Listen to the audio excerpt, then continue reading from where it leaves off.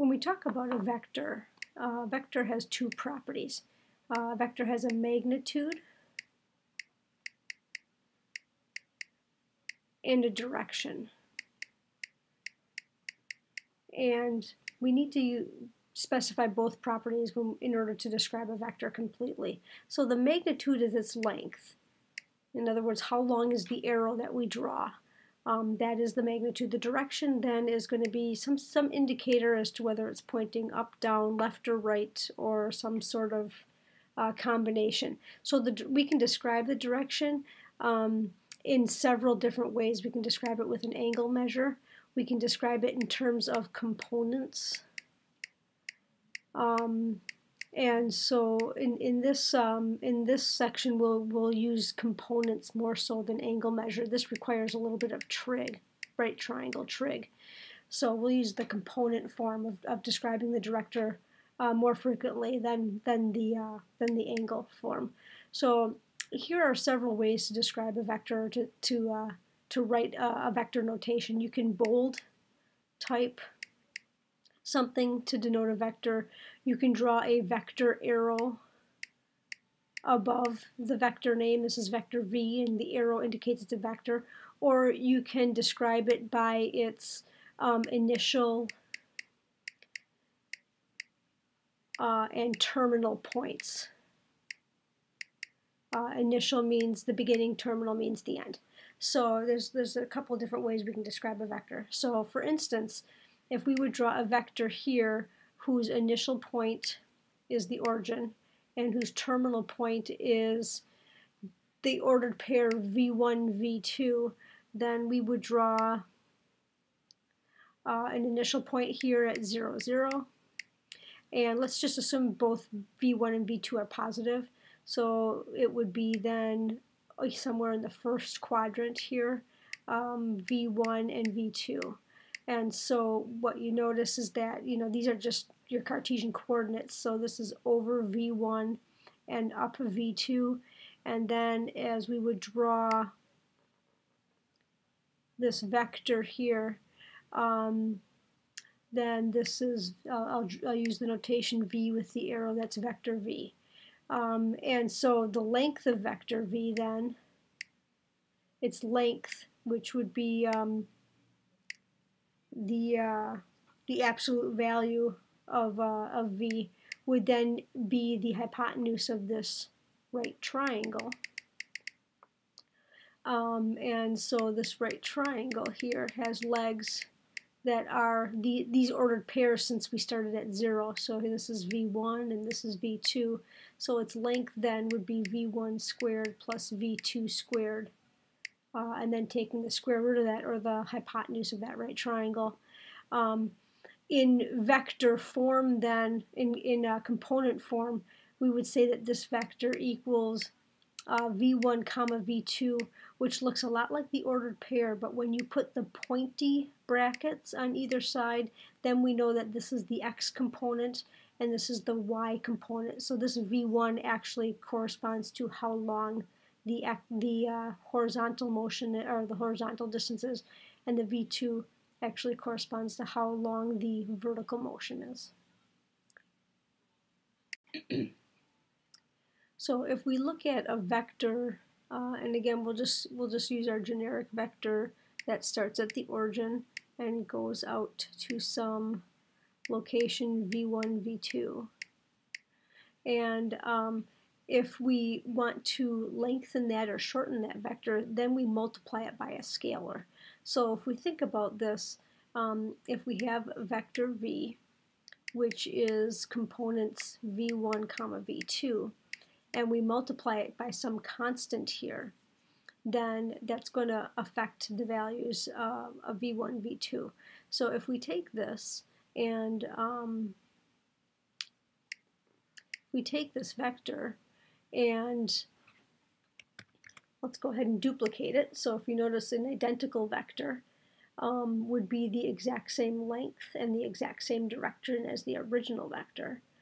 And so if that's the identical vector, let's just change the color here for a second here, and I think I might add just a little bit of transparency here. There we go. And so, so here's an identical vector, same length, same exact direction. So in respect to that, then we could say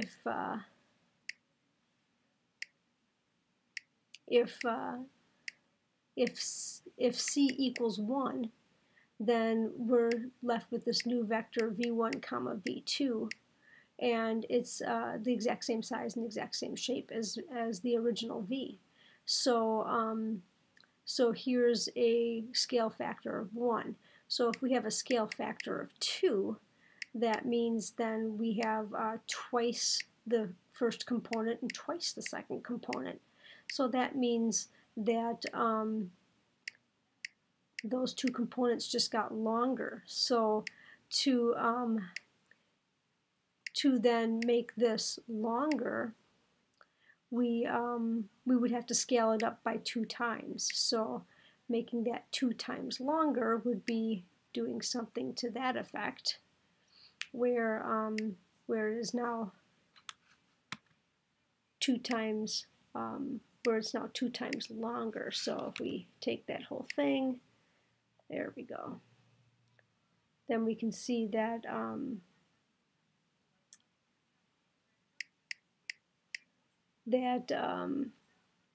we get something that is now basically 2 times longer. Or in other words, if I would double this, this new vector that's twice as long is that length as if I would line up 2 vectors right on end. If I had let's go ahead and change this color again. If I had a C of -1, so a C of -1, then I have this new vector minus v1 comma minus v2. And so now instead of going in right and up, I'm going to go left and down. So that would be like taking this and spinning it in the other direction. And so we would have the vector that's the same length but now pointing left and down, hence the negative directions that corresponds to left and down. And you can see this is very much lining up with the Cartesian coordinates too. Left and down would be in the 3rd quadrant, and the 3rd quadrant's right there. If we had a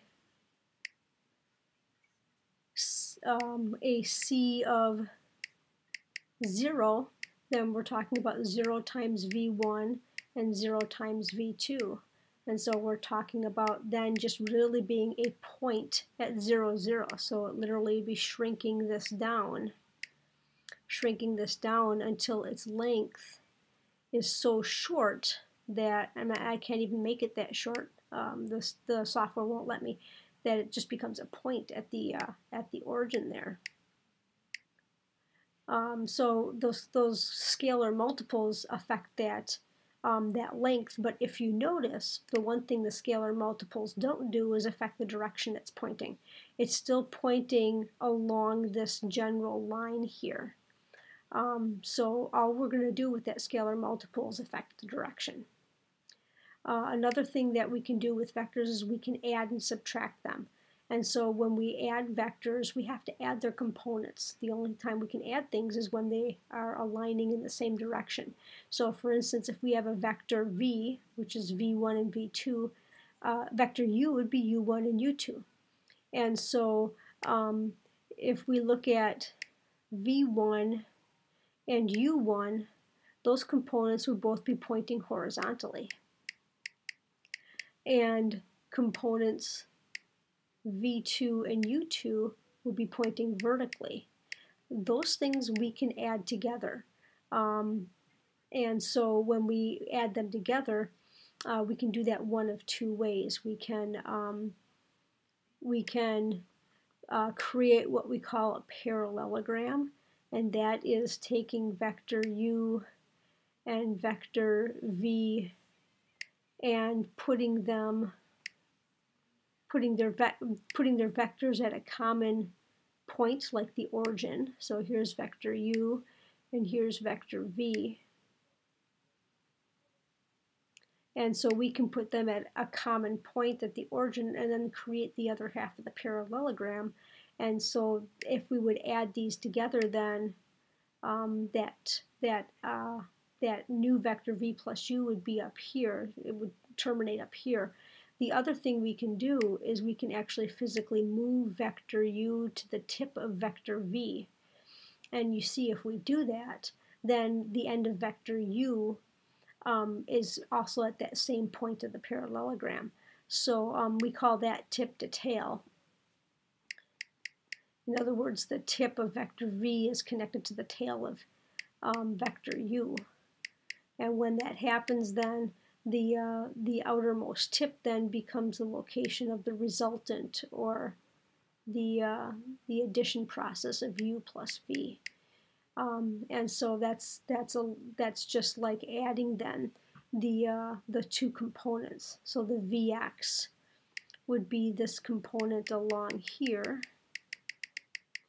and the ux would be this component along here, and if we added those two, we'd end up this far away from the origin.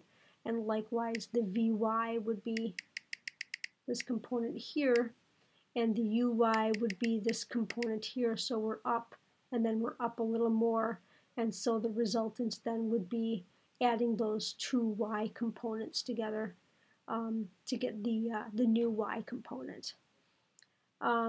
Sometimes when we talk about component forms, we talk about directional indicators, and that's what these are right here. The I is the x directional indicator, and the J is the y directional indicator. So that being the case, we often refer to this as the J axis, and we refer to this as the I axis, since they kind of line up with the horizontal and the vertical directions. So if we're talking about, we're going back to that original vector v, that looks something like this. So if we go back to that original vector v, where this is v1 and this is v2, then a little right triangle trig will get us, if we look at this being the angle theta, if we know the length of this vector, then v cosine theta ends up being that I component, or that horizontal component, and v sine theta ends up being that vertical component. So this ends up being the v1, and this ends up being the v2 components of those vectors, just by using a little right triangle trig. So this information here then is just going over that right triangle trig, the components v1 and v2, the fact that those components are perpendicular to each other, so those make up the legs of a right triangle, and so we can use then those legs in Pythagorean's theorem to come up with the length of the resultant vector, just by doing the Pythagorean's theorem here. So, and which comes up with that expression. Now, notice the length. Okay, that the notation here with the double vertical bars. So that denotes length. When you have those double vertical bars like that, that's one way of just saying do Pythagorean's theorem to get a number for the length of that vector. And if we would draw this on a grid, we could literally just measure this if it was all to scale and come up with that length as well. Up until now, we've talked about vectors whose initial points are at the origin. We're going to start talking about vectors now whose initial points are not at the origin. So here's a vector whose initial point is 0, negative 4. So we're talking about 0, negative 4. Here's the initial point. So that gets a dot. And then the terminal point, so 0, negative 4 is the initial point. The terminal point is negative 5, negative 1. So negative 5, negative 1. So here's our terminal point. And so if we would draw a vector then from the initial to the terminal point, that vector would look like, actually I think I'll draw an arrow here.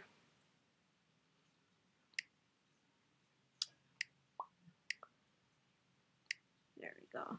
Okay, that vector would look like starting here and ending there. So there's the vector. And so when we're talking about then describing this vector, and we'll call it vector v again.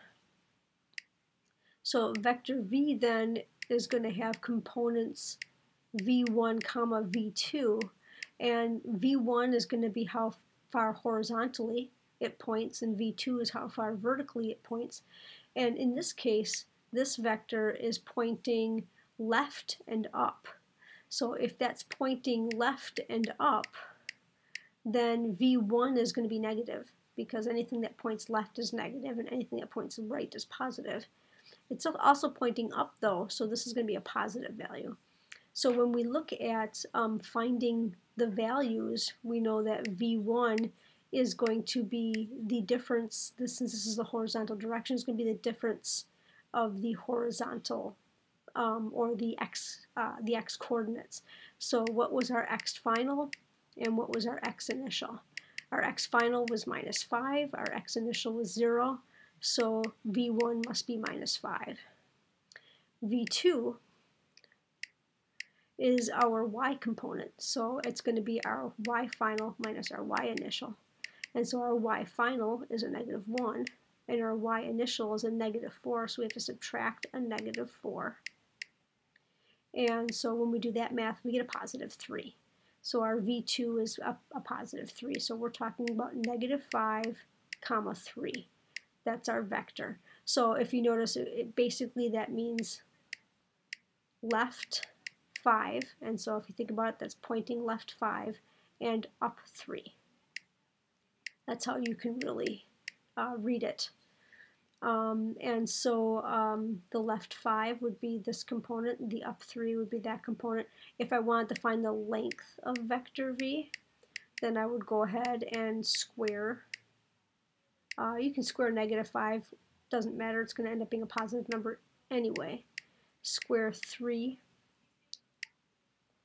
and take the square root, so we're looking at 25 plus 9, which is the square root of 34. So that would be the magnitude of vector v. So here we want to start with vector -1, 5, and we want to create a couple of scalar multiples. So I'm going to go ahead and start with the initial point being at the origin. And so my final point is going to be the ordered pair -1, 5. In other words, I need to move left 1 and up 5.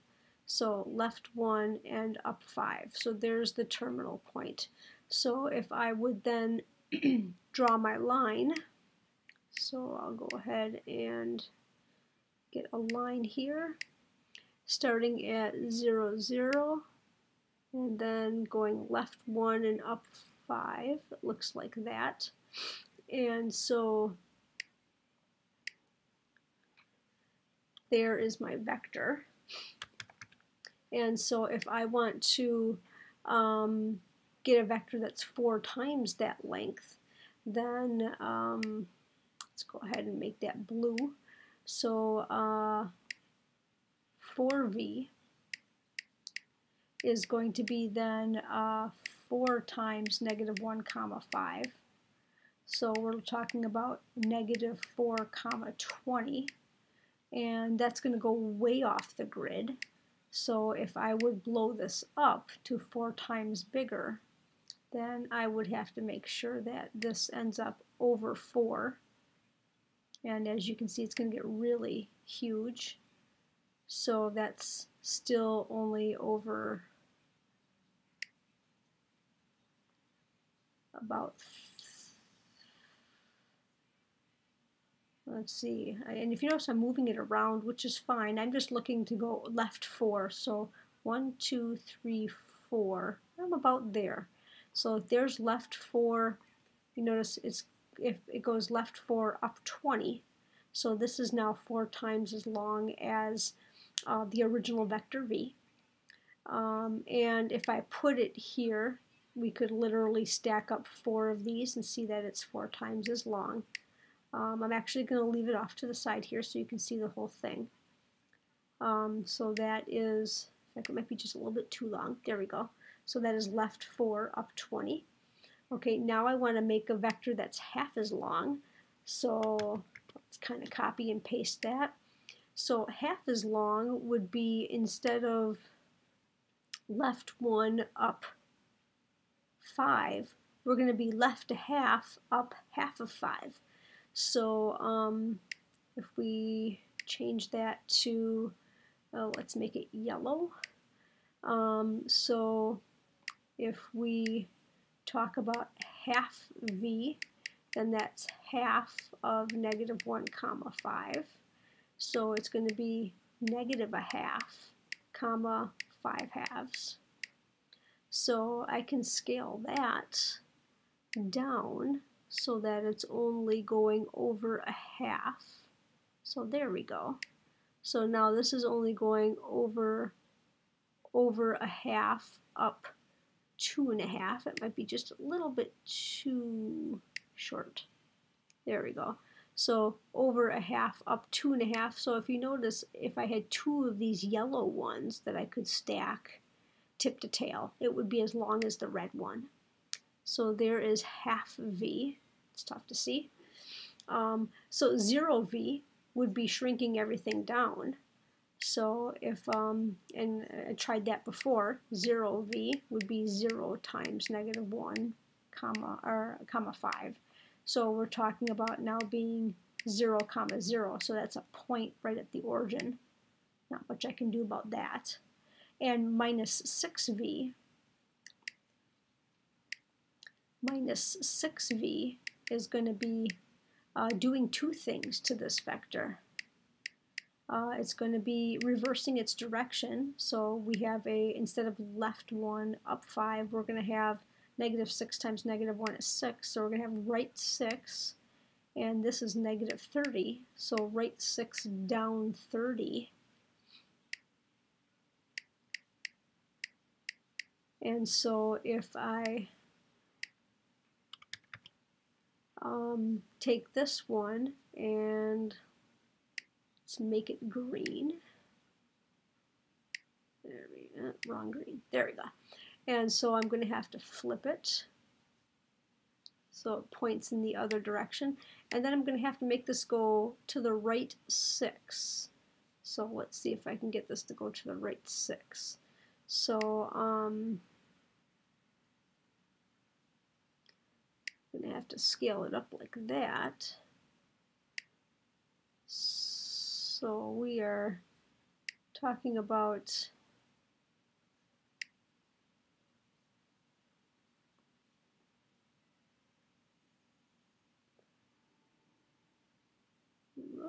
almost there. So we need to make it just a little bit longer. And so if we get this set up at -6, then the top here is at 0. So if we would put this at the origin, then we would be over 6. So looking at that, we're over 6 and down 30. So there's something that is -6 comma 30, and I'll just kind of put that over here.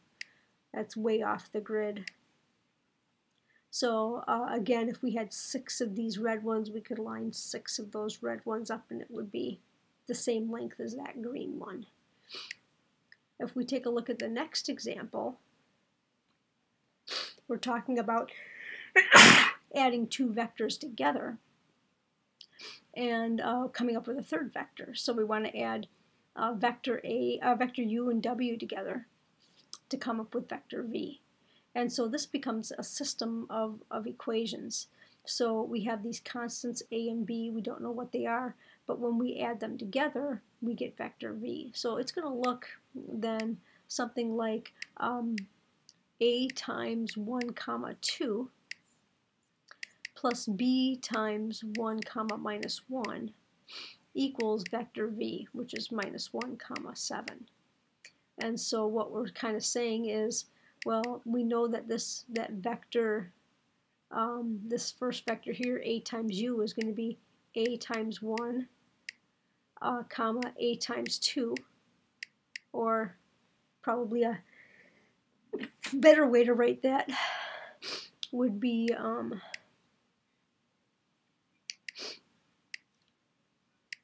1a comma 2a, and this vector is going to be 1b comma minus 1b, and that's going to equal negative 1 comma 7. So the x components, 1a and 1b, when added together, is going to equal the x component of the resultant there, minus 1. And the y components, 2a and minus 1b, when added together, is going to be equal to the y component, 7. And so we end up with a system of equations here. I've got opposites here, so I can just add this system together. 3a equals 6, so a must be 2. And then b must be, let's see, if this is 2, 2 plus b equals negative 1, so b must be negative 3. So b must be negative 3. And so if we think about these constants then, a times u, so 2 times 1 comma 2, that vector, that's a scalar multiple, so that vector ends up being 2 comma 4. So over 2, right 2 up 4, and vector w is minus 3 times 1 negative 1. So b times w is minus 3 comma 3, so left 3 up 3. So if we would add those together, we'd get our minus 1 7 if we added those two vectors together. For this example, we have an initial point of 3 2, so right 3 up 2 is our initial point. And it says, and then we have this vector that's the initial point, so the vector starts there, and we want to know where it ends up. So if we draw the vector then,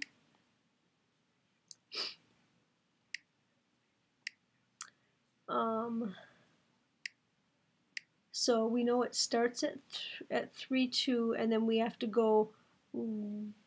If we think about the vector here, these are the components. So this is like saying right 4, and this is like saying down 9 from that initial point. Then we get that set up. There's our initial point, so we're going to go right 4, so 1 2 3 4, and then we're going to go down 9, so 1 2 3 4 5 6 7 8 9.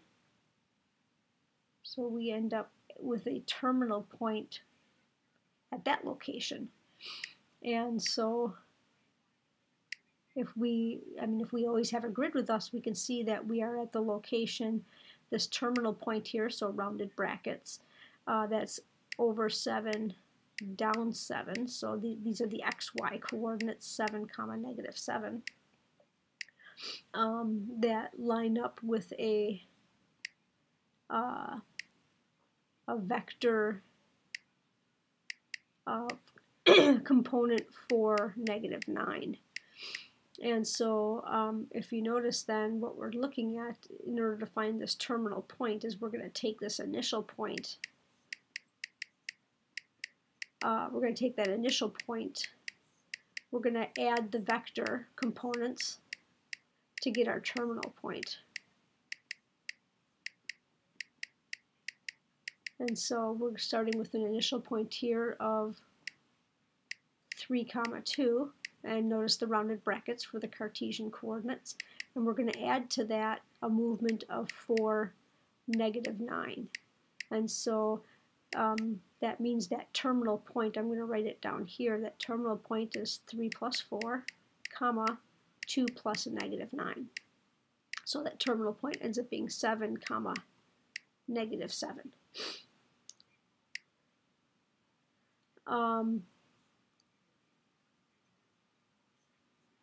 In this situation, we're being asked to find a lot of things here.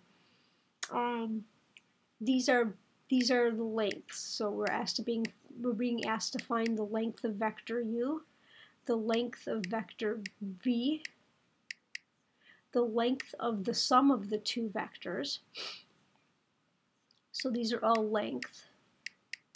And then this one we're being asked to find vector u divided by its length, and vector v divided by its length, and vector u plus v divided by its length. We're being asked to find the lengths of all of those.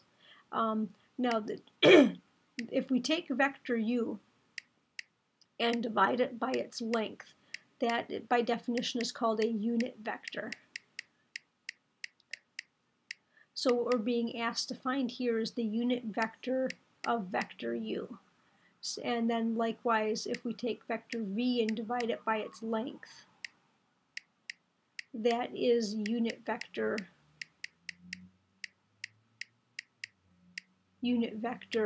of v. And so what the unit vector of, we'll get into what that really means to be a unit vector as we go through these calculations. But if we talk about vector u, we'll make, so vector u is 2, comma, -4. Let's just start, I'm going to draw vector u just by starting the terminal point, or the initial point at the origin, so that I can just go right 2 and down 4. So if I go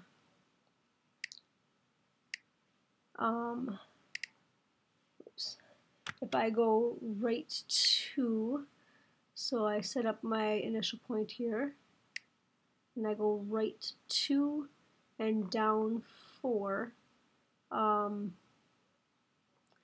there is vector u. So I'll just set up vector u here. And let's go ahead and group that. So there's vector u. And I'm going to go ahead and set up vector v in the same fashion, just in a different color. So we'll make v blue. So we'll start with our initial point at the origin, and we're going to go right 5 and up 5. So I'm going to go ahead and set up a blue vector starting at the origin, and let's try that again. Starting at the origin, and then we're going to go right 5 and up 5. And so there is vector v. Okay, so if there are vectors u and v, now we can find the lengths of u and v. So we can see that the length of u is just going to be Pythagorean's theorem. It's going to be 2 squared plus a -4 squared. So when we talk about the length of vector u, it's going to be 2 squared plus a -4 squared, which is of course a positive number because we're squaring a negative there. So we're looking at 4 plus 16, that's the square root of 20. And if we look at vector v, the length of vector v then is going to be 5 squared plus 5 squared. So we're looking at the length of vector v is the square root of 50. So when I add those together, so if I go u plus v, then there's vector u here. Here's vector v. I'm going to add to it. So there's vector v. So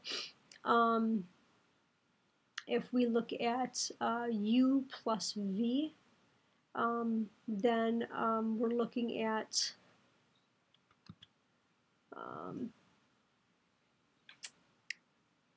if we're looking at u plus v, so moving in the u along the u vector, then moving along the v vector, we end up then at this point right here.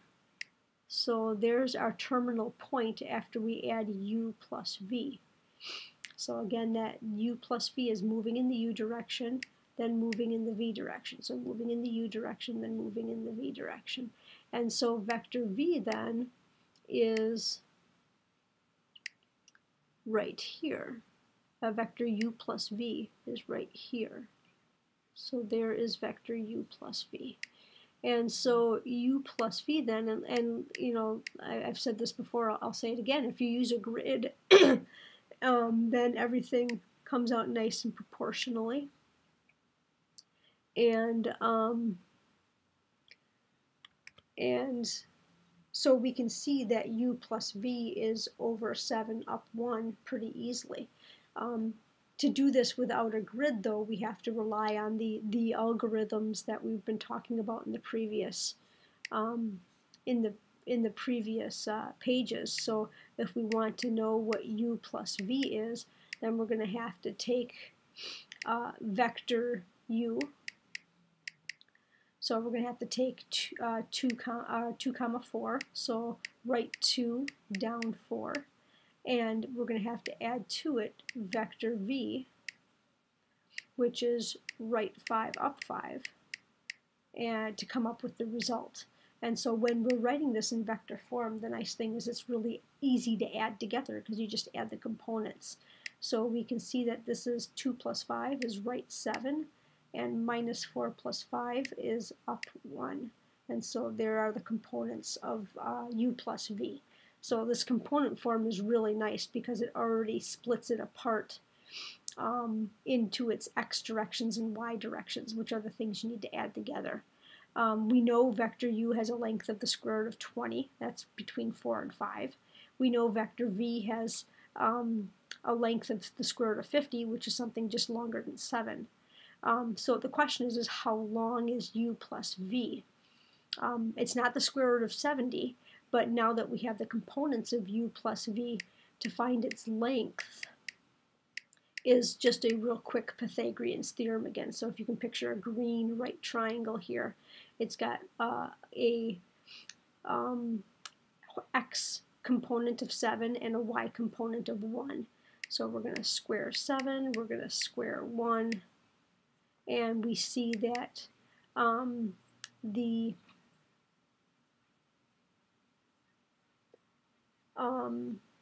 length of u plus v also happens to be the square root of 50.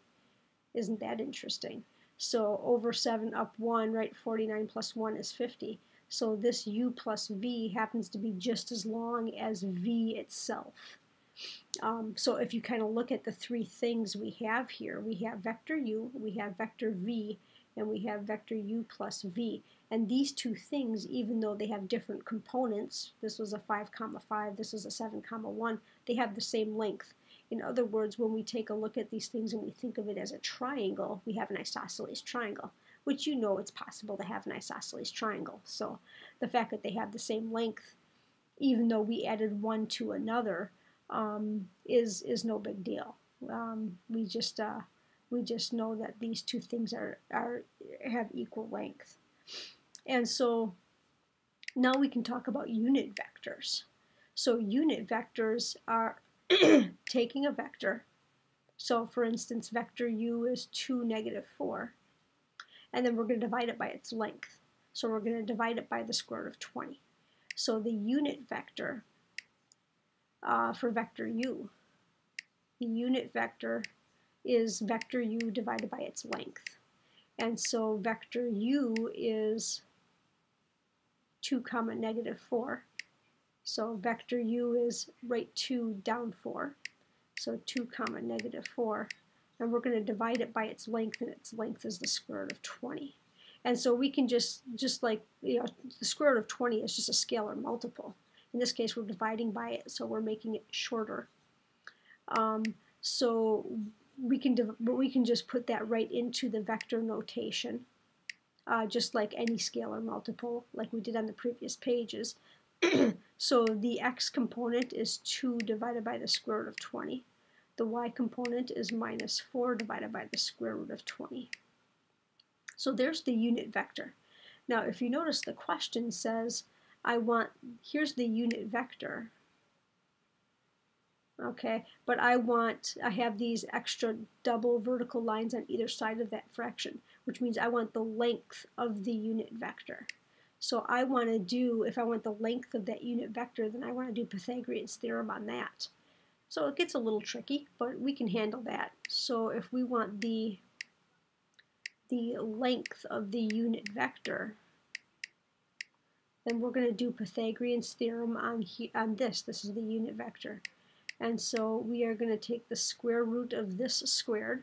So 20 divided by the square root of, 2 divided by the square root of 20 squared plus, and then the squaring of the y component, negative 4 divided by the square root of 20 squared. And so we got some math to do. So 2 squared is 4. Square root of 20 squared is 20. So that's 4 over 20. Negative 4 squared is 16. Square root of 20 squared is 20. And so we have 4 over 20 plus 16 over 20, which is 20 over 20. And we know 20 over 20 is 1. So that unit vector has a length 1. And so where vector u is the square root of 20, or something just a little bit above 4, the unit vector has a length 1. So it points in the same direction as vector u, but it only has a length 1. So one box is about this long. So the unit vector then is something that is 1 box long, so maybe about that long, and pointing in the same direction as vector u. And so there's the unit vector. So we call a unit vector a directional vector. In other words, its length is 1, and its direction matches, so direction matches the vector that the unit vector is referring to. So in this case, the direction matches vector u. So let's take a look at the unit vector, the length of the unit vector for vector v. So vector v we know is 5, 5. So the unit vector for vector v is 5, 5. The length of v is the square root of 50. And so multiplying that scalar multiple through, we've got 5 over the square root of 50, comma 5 over the square root of 50. And so if we find the length of unit vector v, so here's unit vector v, and we want to find its length, we're going to do Pythagorean's theorem on that. And so we're going to have 5 over the square root of 50, and we're going to square that, plus 5 over the square root of 50, and we're going to square that. And so if we look at that, then squaring this is 25 over 50. Squaring this is 25 over 50. And again, adding those fractions, we end up with a fraction that represents 1, 50 over 50. And so if you notice vector v, again, it's a unit vector. And so it has length 1. That's the definition of the unit vector. And its direction matches vector v. So if we look back at vector v, here's vector v. I need to draw in a vector that has a length of 1. So when we think about a length of 1, we think about 1 box long. So 1 box long is going to stop short of that grid line there. So there's about 1 box long in the direction of vector v. So this would be unit vector v. So you might be able to conclude then that unit vector u plus v, so if we look at unit vector u plus v, it's going to look like this. You might gather then it has length of 1, and I'll let you do the math on that to verify that, and its direction matches the direction of u plus v. So that being the case, again, a grid is really handy for this, because when we talk about a length of 1, all we have to do is draw something that looks about as long as a box is wide. So unit vector u plus v is going to be about 1 box long, so something like that, in the direction of u plus v. So these 3 little black vectors, these are actually arrowheads here, they're just so tiny that you can't see them. These are all unit vectors for the vectors that they are pointing in the direction of. So this is the unit vector for u, because it's pointing in the direction of u, and it has length of 1 box. This is unit vector v, it's pointing in the direction v with length 1 box, and this is unit vector u plus v, which is pointing in the direction of vector u plus v, all of length 1. For this problem, it says find a vector v with magnitude of 4 that's in the same direction as vector u, when vector u is left 1, up 1. So if we look at vector u is left 1, up 1, so it's this real short vector. Now, you might get a little bit fooled in thinking that this has a length of 1, but it really doesn't. It's got a length of left 1 and a length of up 1, which puts it right along this diagonal of this first box. A length of 1 would be along this one of the sides of the box.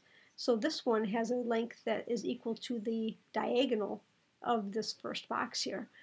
So if we draw that in place, we're talking about, let's try to make this real thin so that we can kind of have some detail here.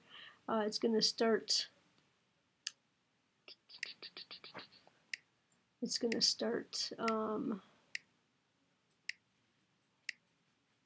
at the origin, and we're going to go left 1 and up 1. So it's going to look like that.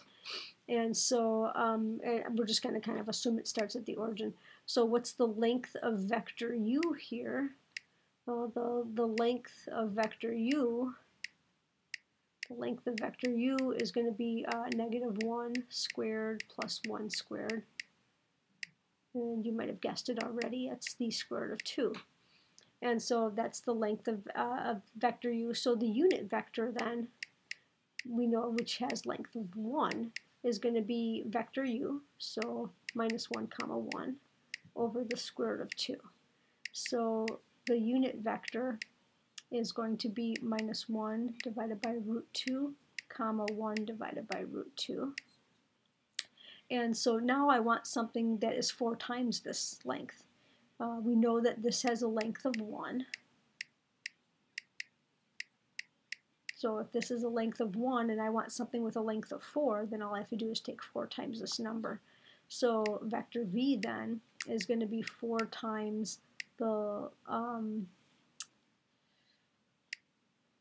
vector v is going to be 4 times the unit vector u over the length of u. So we're talking about 4 times negative 1 over root 2 comma 1 over root 2. So that vector is going to be negative 4 divided by root 2 comma 4 divided by root 2. So that will be the vector v.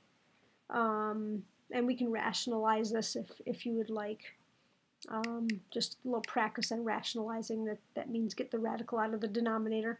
So if we multiply top and bottom by the square root of 2, we've got 4 root 2 over 2, comma 4 root 2 over 2. And so we're looking at, oops, and I wrote the wrong bracket there. That should be a vector bracket. There we go.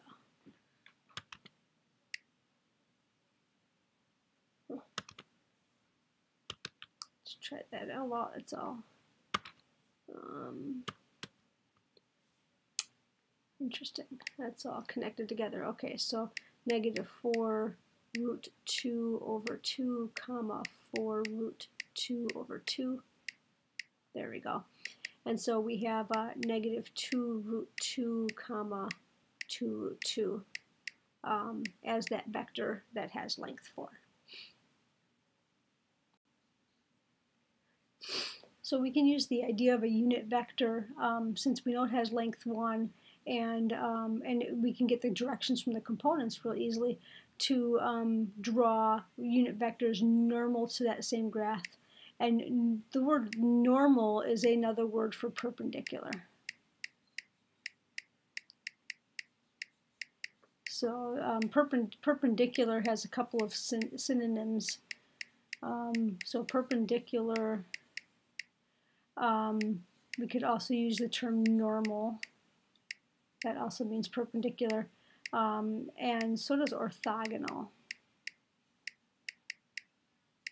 Those all mean perpendicular. So, and those terms can be used interchangeably.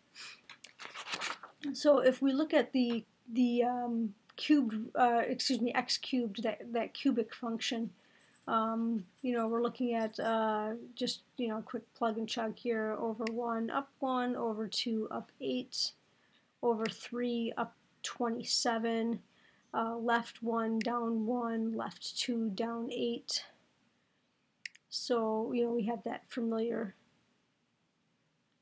S-shaped curve, so kind of like that, and then kind of like that, more or less. And so we have that familiar cubic shape. It says find the unit vector at the point -2, comma -8. So we're talking about this point here, and we want the unit vector normal to the same graph. So we want the vector perpendicular to the graph, like that. So the first thing we need to find is this point of tangency, so that we can find something that's perpendicular to it. And so when we talk about that point of tangency, then we're really talking about what we define as the derivative. And so if we take the derivative of this, we end up with 3x squared. And so that's the value of the derivative. And when x is -2, the value of the derivative is 3 times -2 squared. This is 4 times 3 is 12. So we know that the value of derivative is the value of the slope. So we're talking about a slope of 12, or 12 over 1, right? Because slope is rise over run. And so when we think about this as rise over run, then we think about this as, if this is rise, if this is run, and this is rise, then we're talking about a movement on a graph. So we're talking about up 12 and right 1.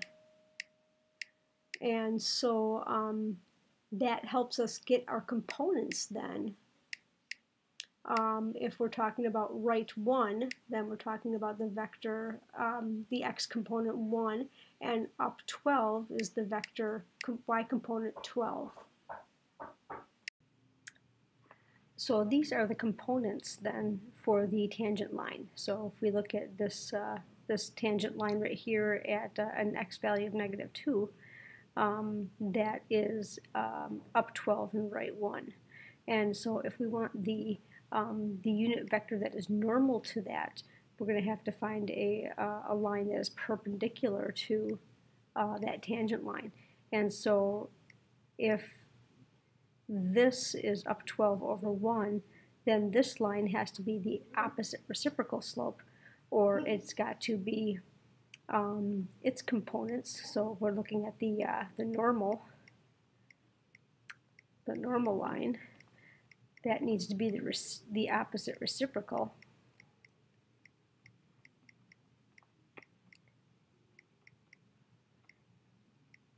And so the opposite reciprocal is -1/12.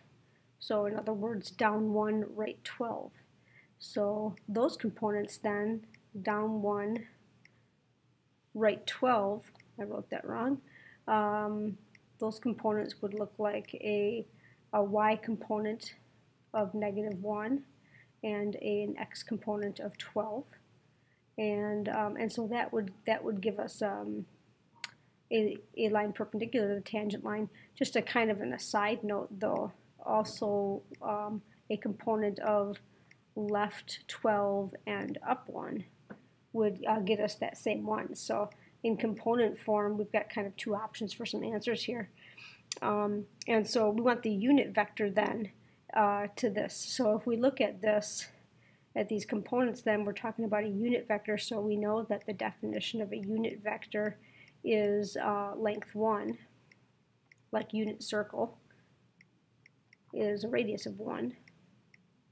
Unit vector is length 1. So let's just call this then this unit vector. Then we need to find the length of this, so we can just take this and find the length of that. So we'll call this vector, we'll just call it vector W.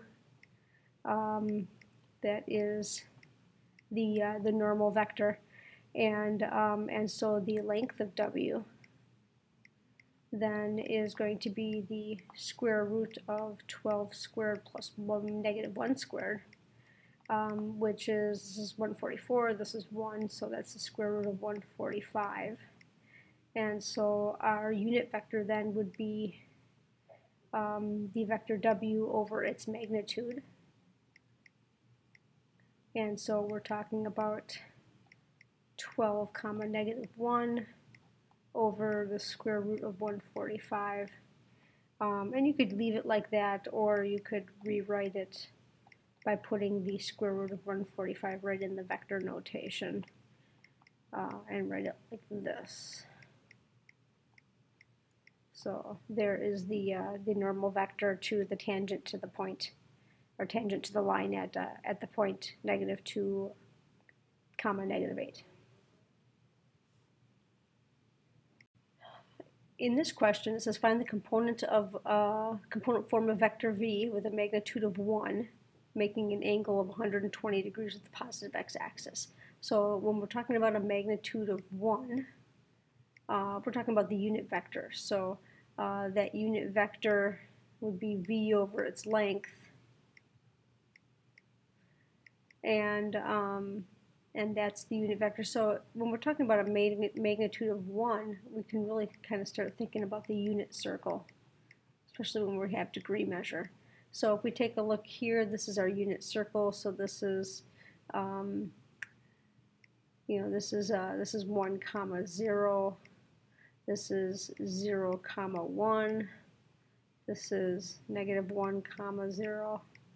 And this down here is 0 comma -1. So we're talking about making a 120 degree angle. So we're over here in the second quadrant. And so we're looking at this point here. And so if we want the component form, that means we want the x component and the y component. So we're looking at finding this component here and this component here if we were to fashion a tip to tail sort of arrangement. So looking at this, we can see the right triangle here. And we've basically got our right triangle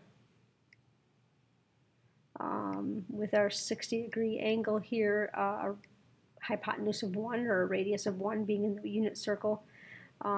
So we know that this then is the cosine component. So we're looking at this as basically r cosine theta, and we're looking at this side as r sine theta. So our component then is going to be r cosine theta comma r sine theta. And if we talk about what theta should be in terms of the unit circle, we can use 120 degrees because that's the definition of the unit circle, and that would get us the appropriate sign for the x and the y components. So if we're talking about, the using our special right triangles here, then we have to remember to put in the negative sign so that it matches up with the quadrant that it's in. So we can look at this from a triangle standpoint as -1 times cosine of 60 and then 1 sine of 60. And that minus sign, like I said, we just have to be cognizant of the quadrant. So this is -1/2 comma square root of 3 over 2. So there's the component form. Or if we want to use this more in terms of the unit circle, then it would be our cosine theta, where theta is defined from the x-axis.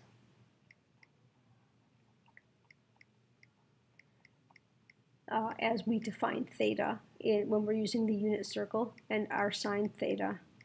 And in that case, then we don't need to worry about being cognizant of the quadrant, because the angle, since it's measured from the 0 degree line right here in the unit circle, the sign will take care of itself since we're referencing that unit circle. So we have 1 cosine 120 degrees and 1 times sine of 120 degrees. And then when we get those values, we'll still end up with the -1/2 and the square root of 3 over 2 for our components for vector v. In this next example here, it says find the component form of u plus v. So u is 4 units long, and it makes an angle of 0 with the axis. So here's vector u. V has a magnitude of 2, and it makes an angle of 60 degrees. So so here is our vector v with length 2, so it's half as long as this one. It's making an angle of 60 degrees here. So that angle right there is 60 degrees. And so what we want to find is the resultant. So that's already put together in tip-to-tail fashion for us. So we want to find this resultant here. This is u plus v. And so what we have to do then in order to look at this is we have to say, well, if we start here at the origin and we end up here at the tip of vector v, well, we've gone over u, so 4 units, and then some more. We've gone to the right some more because of vector v. And so if we just focus on vector v here and think of vector v as a right triangle, so here's vector v, and so we know this is 60, we know this is a length of 2, then we can find the components, the horizontal and the vertical, or the x and the y components here, just in the same fashion as we did up here in this example. 2 cosine 60 would be our x component, and 2 sine 60 would be our y component. And that's just using right triangle trig, SOHCAHTOA, if you will. So we have 2 times cosine of 60 is 1/2. Oops, wrong bracket. 2 times 1/2, and then 2 times square root of 3 over 2. So just vector v, we're looking at component form of 1 and square root of 3. So u plus v then, since now we have that in component form, we're just going to take the component form of u and add it to the component form of v. And so the component form of u, u just goes to the right. So we know we go right 4 units, and we don't go up or down at all. So we just have a y component of 0. So when we add these things together, then our u vector 4, 0, and this is the nice thing about component form, is the math is so simple. This is our x component, that's our y component. Our x component for our v vector is 1. Our y component is square root of 3. So we can only add vectors together if they point in the same direction, and the x components point in the same direction. So 4 plus 1 is our new x component, and 0 plus the square root of 3 is our new y component. So we're talking about the components 5 in the x direction, and square root of 3 in the y direction for u plus v.